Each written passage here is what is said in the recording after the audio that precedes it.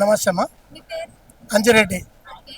ఇప్పుడు రేవంత్ రెడ్డి గారు చూసుకుంటే బీసీ రిజర్వేషన్ల కోసం చాలా అయితే పోరాటం చేస్తున్నారు. సో దానికి మీరేం చెప్తారు?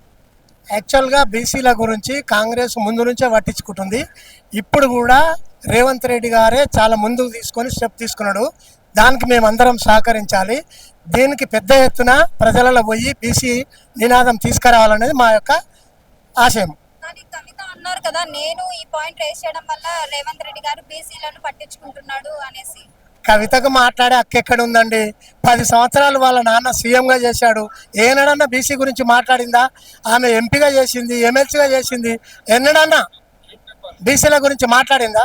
ఇవాళ మేము ఎత్తుకున్నందుకు రేవంత్ రెడ్డి గారు తీసుకున్నందుకు ఆమె మా నినాదాన్ని పట్టుకున్నది. కవితకు అంత సీన్ లేదు, ఉండదు కూడా.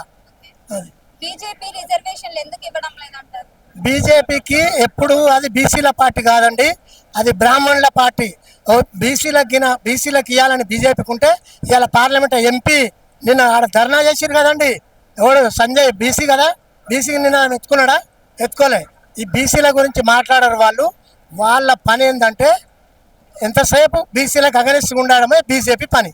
Subscribe us and press the bell icon for more interesting updates.